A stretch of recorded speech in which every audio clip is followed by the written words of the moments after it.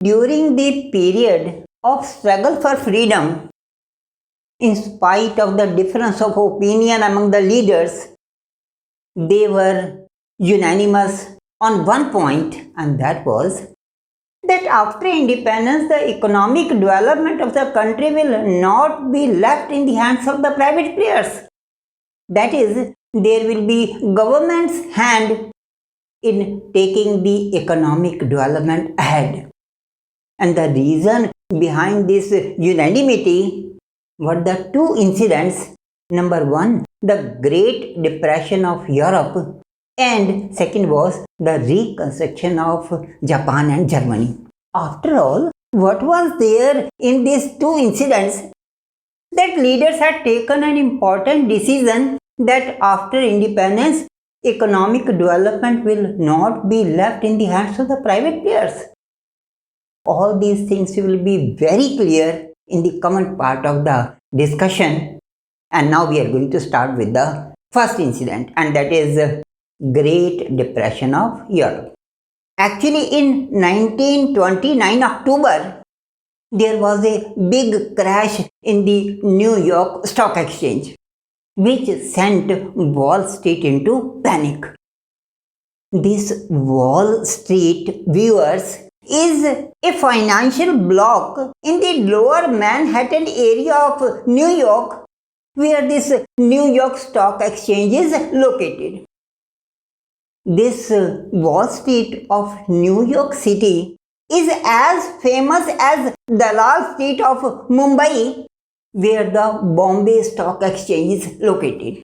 If you happen to see the movie associated with the stockbroker Harshad Mehta, you might have come across these words, Dalal Street.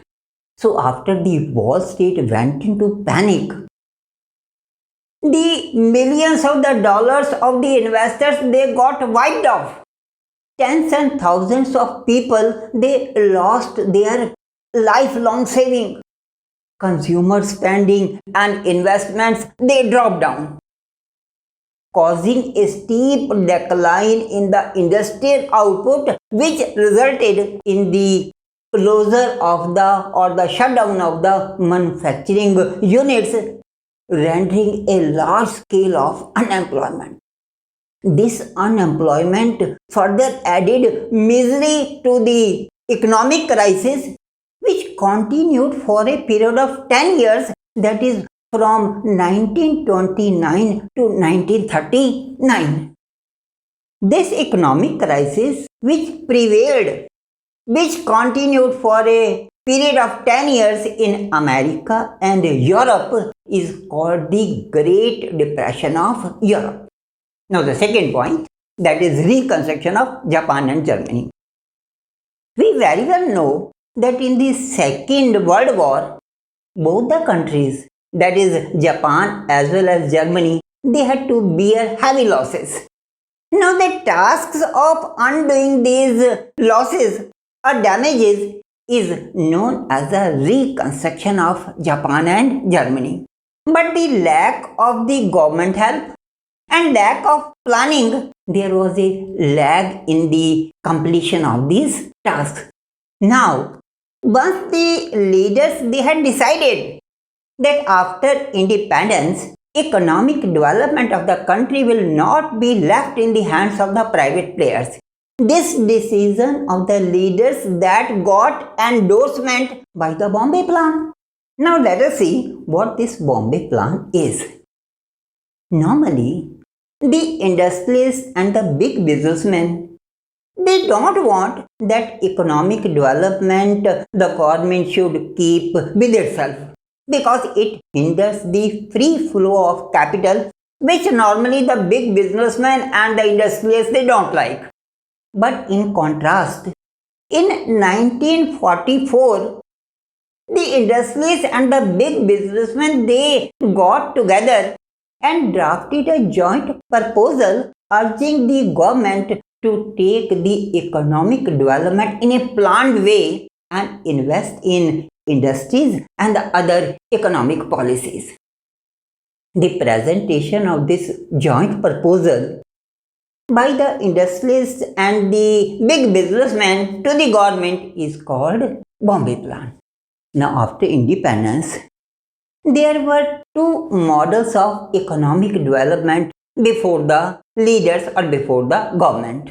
Number one, capitalistic model of economic development, which was in practice in USA and Europe, which advocated the liberal capitalism. And the second was the socialistic model of economic development, which was in practice in Soviet Union, where there was nothing like property, private property, and whole of the production was under the control of government. Now, as per the decision before independence, that economic development will not be left in the hands of the private players. There was no question of adopting the capitalistic model of economic development. But under the circumstance, the country got the independence, especially after the incident of partition. The leaders didn't find it fit or right to adopt socialistic model of economic development completely. Hence, a middle path was taken and government decided that it will take its economic development ahead by mixed economy model. As a result, the agriculture sector was given in the hands of the private players and industrial sector was kept with the government, where heavy industry and infrastructure projects directly under the control of the government, while small industries under the control of government by means of permits and licenses. Now, this decision had been taken that government will take its economic development ahead by means of mixed economy model. But government emphasized that it will take its economic development ahead in a planned way. Actually, during the Great Depression of Europe, when the economy of Europe and America that had touched the bottom, there was a spectacular rise in the economy of Russia because it was taking its economy ahead in a planned way. So basically, the formation of the institution like planning commission, the idea of that didn't come as a sudden, rather its foundation got laid, foundation of making an institution like planning commission that got laid after watching the detrimental consequences of Great Depression of Europe and reconstruction of Japan and Germany. Now, with a simple resolution of the government, the Planning Commission came into being in March 1950. Though the other institution has replaced now this Planning Commission, and we'll talk about that one after the discussion of Planning Commission. And let me tell you the viewers that this Planning Commission and the related information that we are going to give you now is in your syllabus, so don't make any mistake in leaving this part. So as said just now, by a simple resolution of the government, the Planning Commission came into being in March 1950. Now let us see how did it function. Planning Commission basically was an important and an influential body of the government to decide that what strategy the government will take to take its economy ahead.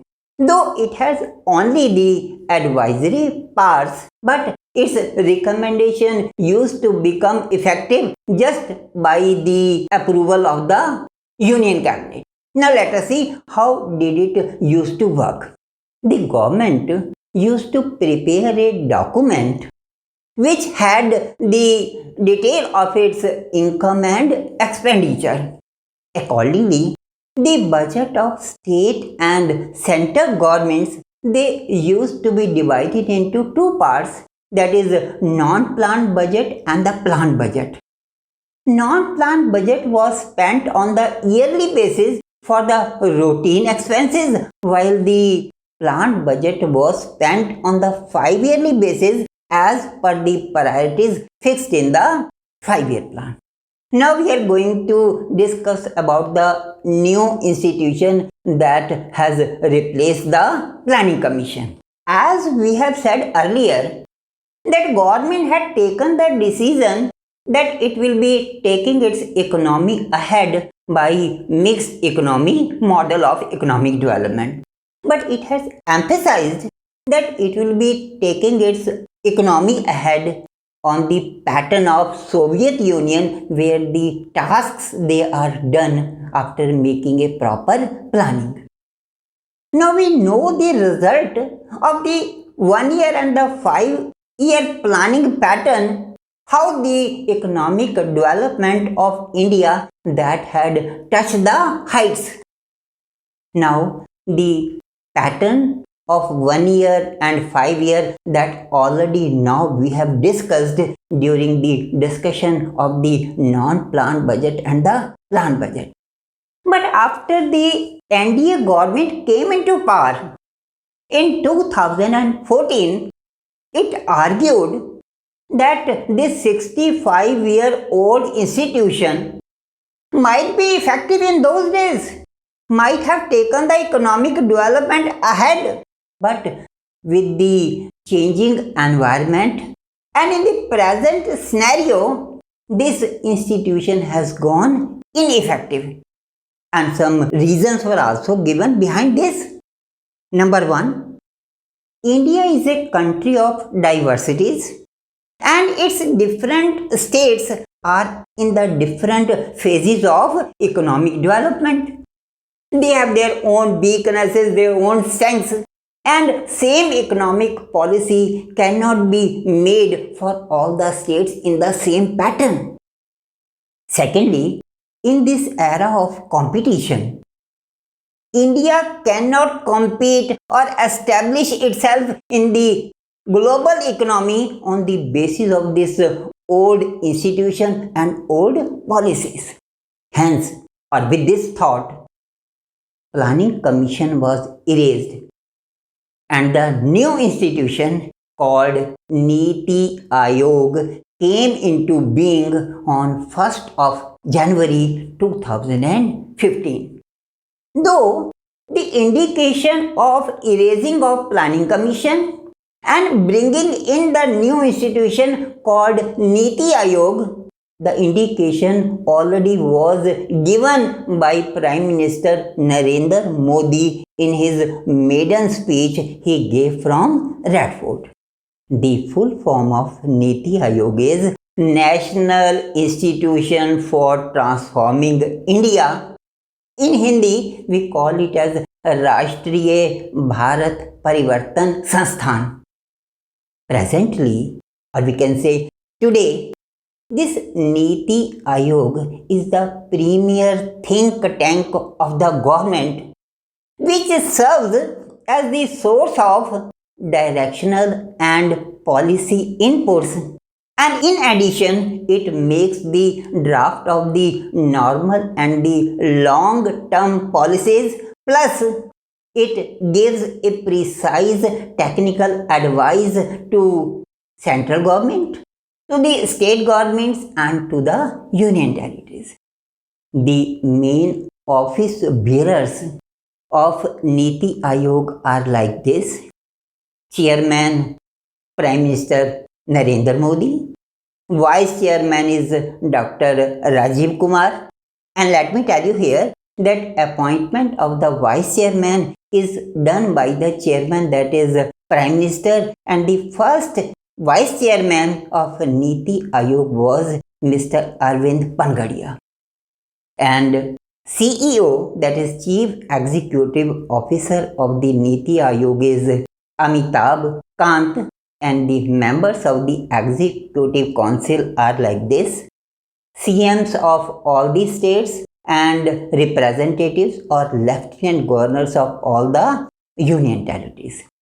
The Niti Aayog has two main hubs as Team India Hub, which acts as an interface between the central government and the state government, and the second is Knowledge and Innovation Hub, which is basically the premier think tank of the central government.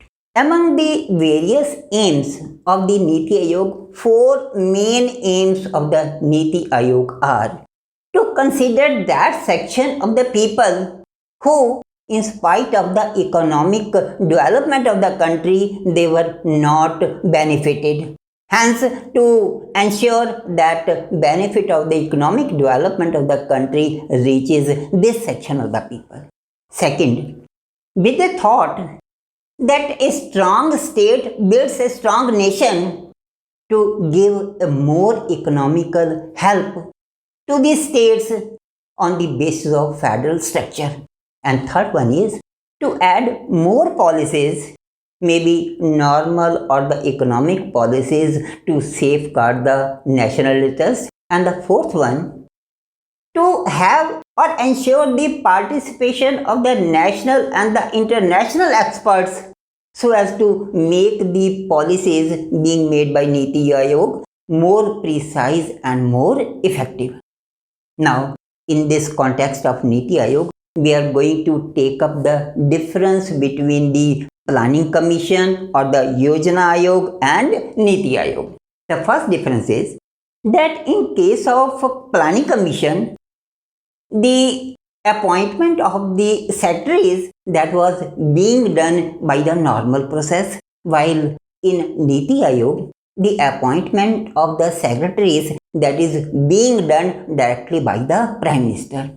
The method of working of Yojana Aayog was top-down approach, in which the drafts of the policy, they were being made by the high-level officers, and after 2 or 3 steps, it used to get finalized. That is, there was no participation of the lower level officers, and hence, due to the participation of lesser number of officers, the policies, they were not precise. But in the case of Niti Aayog, the method of working is bottom-up approach, where the policies are being made by the lower level officials, and by the time it reaches the top level official for the final recommendation, the participation of the people is larger. Hence, the policies which are being made, they are more effective and precise. In Planning Commission, it had the power to sanction the money for the implementation of the policies. But in Niti Aayog, it doesn't have the power to sanction the money, but for the implementation of the policies, the power to sanction the money is either with the ministries or with the state governments. In the last, an important information in context with the Niti Aayog is that a very important program of Government of India, that is Make in India, is also associated with Niti Aayog, and the main aim of the Make in India program is to create more jobs, that is around 100 million jobs for the unemployed people, to increase the total manufacturing output of the country by 10 to 12%, and increase the GDP of the country by the contribution of Make in India program. With this, we come to the end of Niti Aayog, and now we are going to take the National Development Council. National Development Council basically is the apex body for decision creating and deliberation in the matters associated with the economic development. And it is presided by the Prime Minister of India, who is also called the executive of the council. Other members, other than the Prime Minister, they are all the ministers of the Union Cabinet, CMs of all the states, representative of all the UTs, that is Lieutenant Governors of all the Union Territories, and all the members of the Niti Aayog. Now, this National Development Council, it was established in August 1952 with the aim to promote the economic policies of Planning Commission with the help of talent and resources available in the country to ensure that the policies or the benefit of these policies reaches to all the people of the country and all the parts of the country. But now the government has decided to abolish this National Development Council, though no resolution has been brought so far. And the reason behind abolishing of this National Development Council is that the member structure of the governing body of Niti Aayog and member structure of National Development Council is more or less same. So the government thinks that there is no sense of continuing this institution in parallel. Moreover, since the tenure of Atal Bihari Vajpayee and Dr. Manmohan Singh, no purposeful assignment has been given to this National Development Council. In addition, this National Development Council is associated with Planning Commission who already has lived his life. So, in my view also, there is no sense of continuing this institution, that is National Development Council, and hence the decision of the government to abolish this institution is very correct. With this, we come to the end of the discussion of Niti Aayog and National Development Council. Now, as we know, after the establishment of Niti Aayog, all the policies of the present government might be taken ahead by the Niti Aayog. But how did the economic policies moved ahead after independence, or how the economic development was taken ahead after independence? That too need to be known, and that is also a part of your syllabus. So our next discussion will be that how the government took its economic development ahead after independence. As we have discussed, that government had decided that it will be taking its economic development ahead by mixed economy model. But it became the target of both the right-wing parties and the left-wing parties. Though they had different reasons to criticize the government, and now let us take them one by one. And first of all, we are going to discuss the points on the basis of which the right-wing parties, they criticize the government for adopting the mixed economy model. Number one, the planners, they have not opened the full passage for the private players to grow. Secondly, for the sake of the government institutions, the government is putting hurdle in the path of the private players in the name of license and the permit. Thirdly, government is not putting enough import duties to promote or encourage the domestic manufacturers.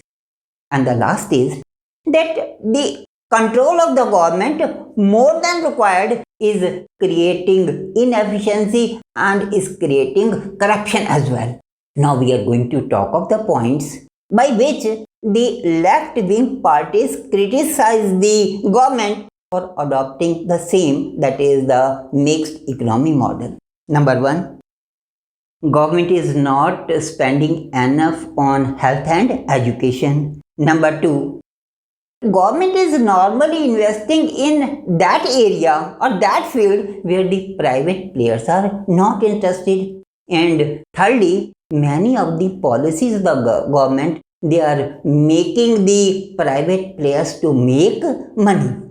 But unmoved by the criticism, maybe by the right wing or the left wing, government kept moving ahead so as to take the economy of the country at heights. And in this regard, the government took three steps which are popularly known as the three foundation steps. Let's count them. Number one, giving priority to the agriculture sector and keeping care of the infrastructure projects like Hirakud Dam and Bhakra Dam. Number two, taking the industrial sector ahead with a thought that industry is very must for making the country modern. And the third is to give due focus to transport and communication. And in these three foundation steps, now we are going to take the first foundation step in detail, that is giving priority to the agriculture sector and keeping care of the infrastructure projects like Hirakud Dam and Bhakra Dam. As we know that the agriculture sector was hard hit after independence, especially after the incident of partition. For the same purpose, a huge amount was allocated to agriculture sector. As you are finding on the screen, a larger amount of 15% was allocated to agriculture sector in comparison to just 7.5% which was allocated to the industrial sector. And in addition, 17% was allocated to the infrastructure projects like Hirakud Dam and Bhakra Dam. And you know, both these projects were for the purpose of controlling the floods and for irrigation purposes, and we know both these things are very important for the agriculture sector. And in addition, the government moved in a direction for the land reforms, and that was another step to help the agriculture sector. Now let us have a look at the different reforms or the land reforms the government had taken for the support of the agriculture industry. Number one, abolishing of the Jamindari Pratha. This basically act was made around 150 years ago in 1793 by the British government, and in 1950 the Indian government abolished this Jamindari Pratha to make peasants or the farmers move out of the clutches of the jamindars or the landlords who had hardly any interest in the agriculture. The second is the land consolidation. Land consolidation basically is a process of readjustment or rearrangement of the land parcels and their ownership in such a manner so as to have a bigger piece of land where agriculture or cultivation will be simple. Third land reform was giving land to the landless. This step of the government is really appreciable. Though pieces of land which were given to the landless, initially they were not fit for cultivation. But with a little effort, these people, they could make them fit for cultivation, and with the passage of time, they became the owners of sizable amount of pieces of land. And the last reform was putting a ceiling on the land, that is fixing that how much land in maximum a person can hold. Though this law came a little later in 1960, and by then many of the landlords, they could either sell the extra land or could transfer this land in the name of the other people. After taking so many of the steps for the help of the agriculture sector, results were not of the level as expected. Consequently, there was a shortage of food in the country, and the country had to depend upon the import of the food grains, especially from America, and in turn, America was pressurizing the Indian government to change its economic policy. And it happened as well. In 1966, Indira Gandhi had to devalue the rupee. But that we'll be discussing in the chapter of Congress system challenges and restoration.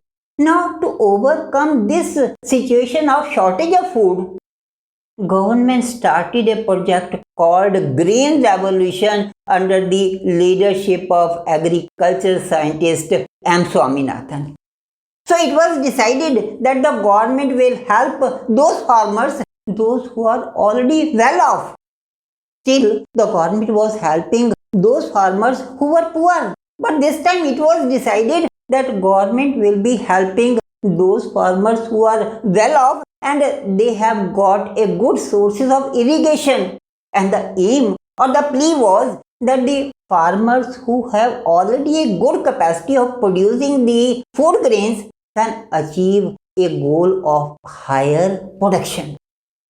And the area selected for this Green Revolution project was Punjab, Haryana, the Western UP, and some of the parts of Tamil Nadu and Andhra Pradesh. But main focus of the government was on Punjab, Haryana, and Western UP.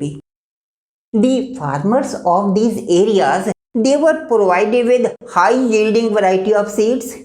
They were provided with the pesticides. They were provided with the fertilizers and agricultural implements at subsidized rates. And over and above all, they were given the assurance that their produce will be purchased by the government at reasonable rates. The farmers put their effort in the fields, and in the first phase of this Green Revolution, though results were not very good, but the things were surprising in the second phase of this project, that the production increased by such a large amount that the government had to build the warehouses under the institution Food Corporation of India to store that surplus amount of food grains. After taking the first step, that is giving priority to the agriculture sector, and in addition giving the proper follow up to the sector, the country not only became self-reliant in terms of food grains, but also became capable of exporting the agriculture produce.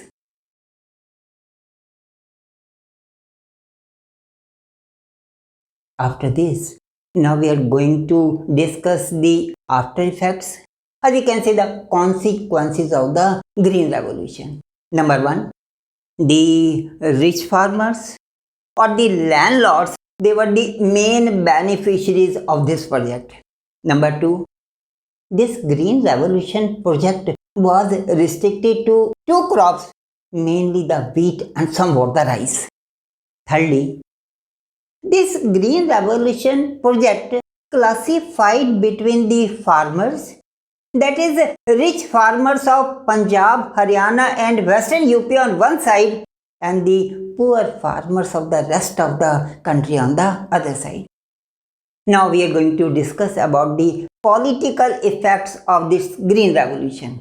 As we have said just now, that this project classified between the two groups of farmers, that is rich farmers on one side and the poor farmers on the other side, which gave a space to the left-wing parties to attract these poor farmers towards themselves, and with the passage of time, these poor farmers, they become the permanent vote bank of these left-wing parties.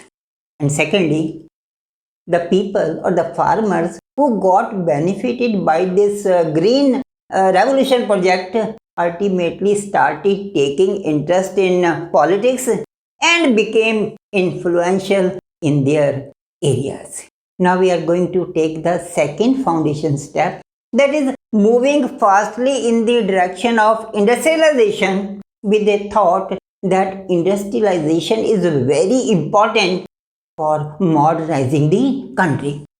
And with the same thought, A huge amount of 18.5% was allocated to the industrial sector in comparison to just 11.8% to the agriculture sector.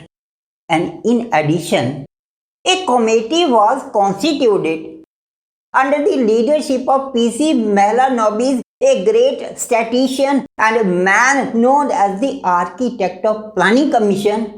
This committee consisted of many planners and economists, and the purpose was to bring about a structural transformation in the field of industry. During this period only, Congress in its Avdi session of 1955 showed its inclination toward the socialistic pattern and imposed import duty of many of the items.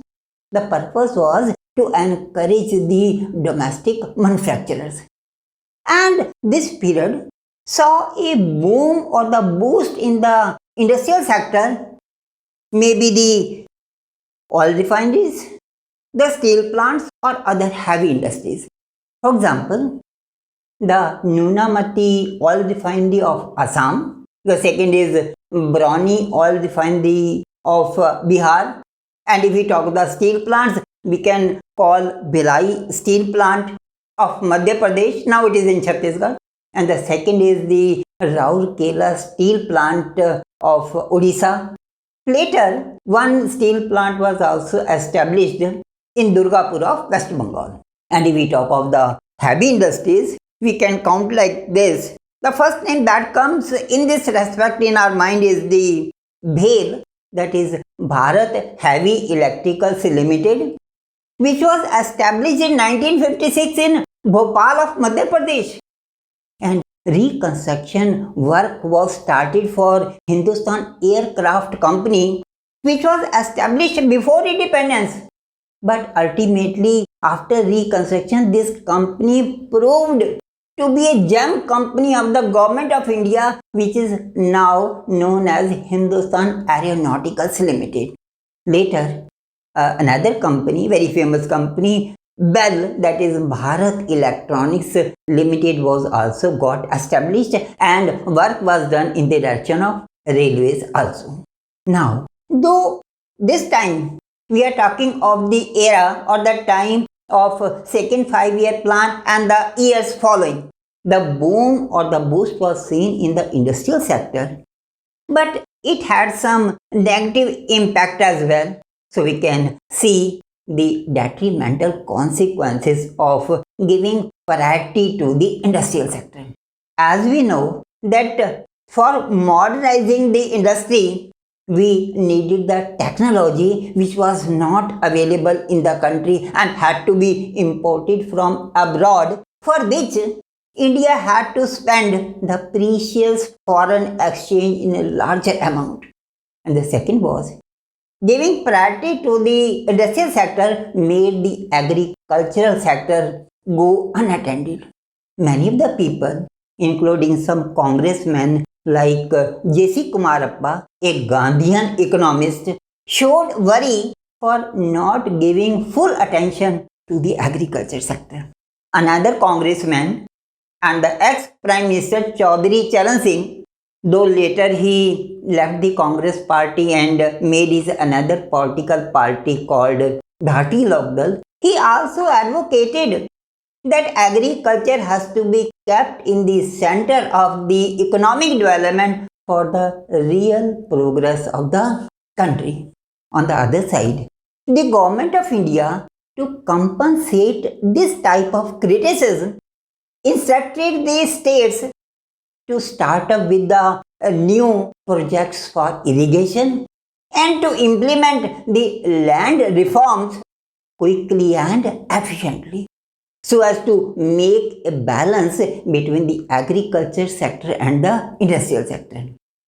But still, many of the people, many of the economists, they were of the opinion that without making a proper investment in the industrial sector, India cannot achieve the goal of economic development and cannot come out of the circle of poverty. After this, now we are going to take the third foundation step, that is giving proper care to the transport and the communication sector. First, we are going to talk about the transport sector. Even government knew that this transport is very important or backbone for agriculture sector as well as the industrial sector. If on one side we need transport for moving agriculture produce from one place to the other, the transport is equally needed for taking the agricultural implements and the heavy machineries required for the industrial sector from one place to the other. Having this thing in mind, government started with the new railway routes and started with the reconstruction of the worn out railway routes. Not only this, government started with the making up of the new roads, especially in those areas where there was no availability of the railway routes, so that the production of the manufacturing units that could reach in all the parts of the country. On the other side, if we talk about communication, communication is very much needed for trade and industry, and government knew this thing very well.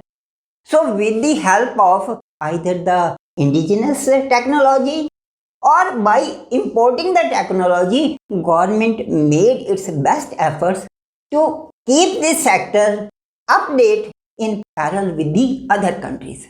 Launching of the communication satellites by ISRO is one step to keep this sector update with the other countries. How much concerned was the government for transport and communication is very clear that in the first 5-year plan and in the second 5-year plan, the government had allocated 24% and 29% for this sector, so that this sector can be kept updated to help and support the agriculture sector as well as the industrial sector. Now this time, when we are almost at the end of the chapter, we are going to take up a very important discussion.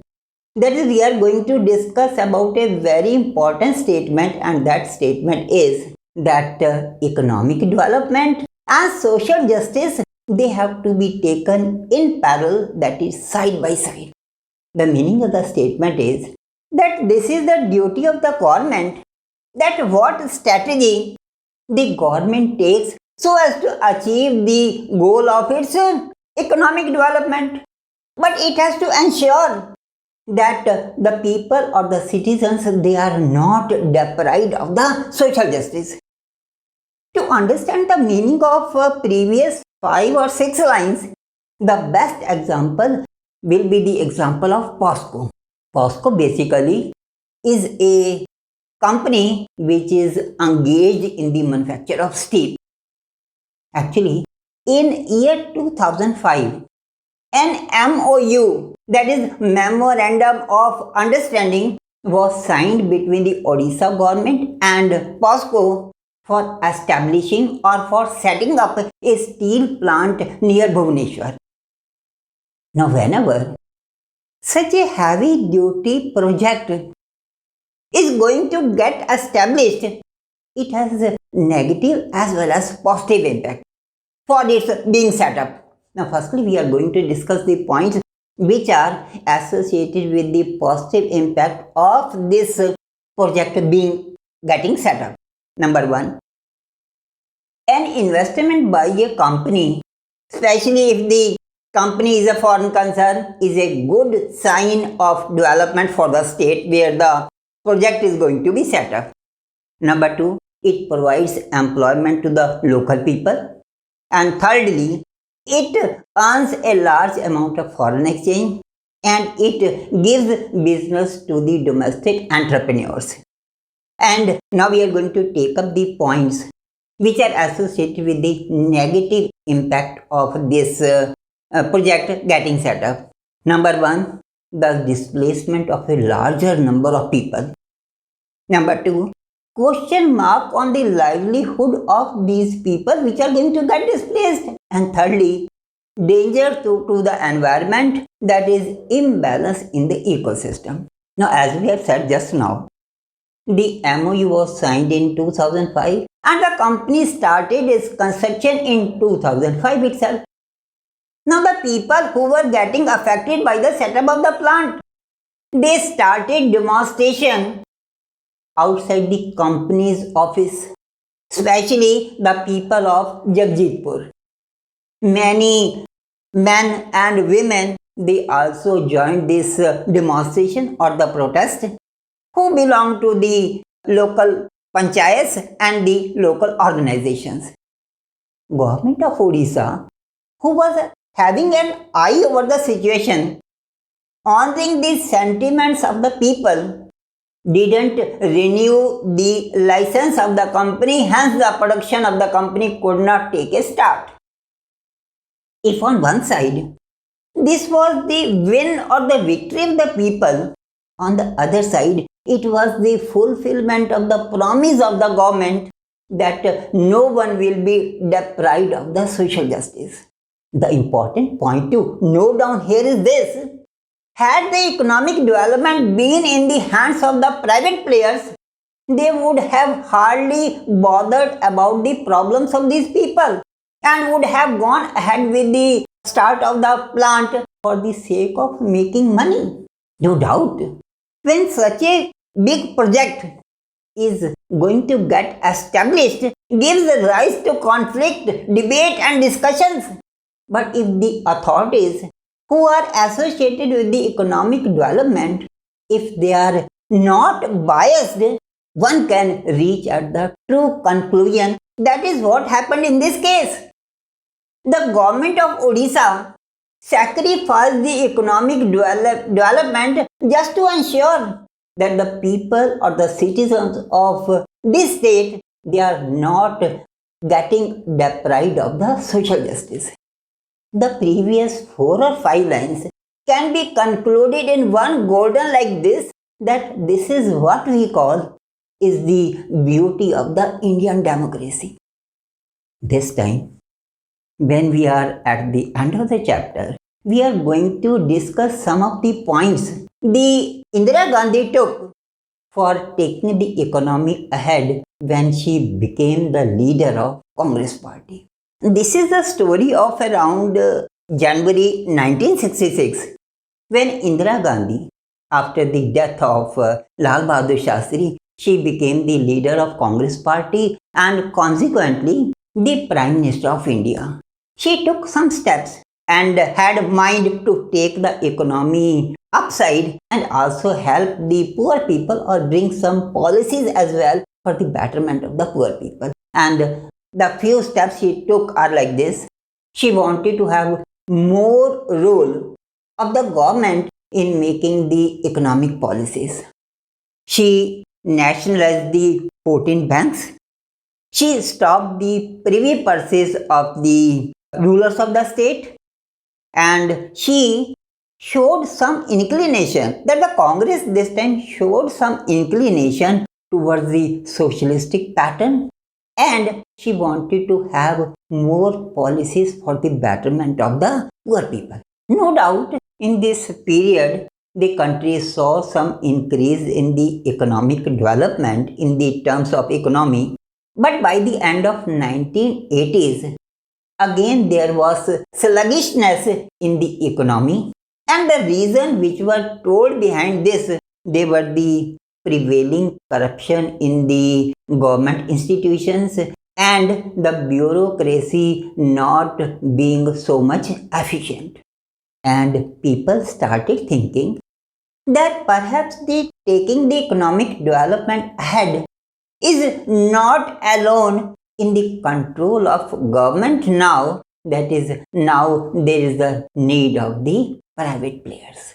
With this, we come to the end of this chapter, and as usual, let me tell you that the answers of the questions given at the end of the book in the question answer format, plus the question and answer based on photos and cartoons, plus the question answers of the movie associated with this chapter, that is Pather Panchali, plus some extra questions and answers from the inside content. They are given and you can find them, read them in the description, or even if you want you can download them. But as we know that this time in the first session the pattern of the question paper will be MCQ based. So a sample question paper for your practice will be uploaded at least 20 days before the actual date of your examination, which is going to occur around November or December. But the moment we upload this sample question paper based on MCQ pattern, you immediately get the information, or you get the information for other videos which are going to download depending or based on the new pattern. You get the information immediately. Do subscribe to our channel, that is press the bell icon and get connected to our channel. Thanks for watching this video.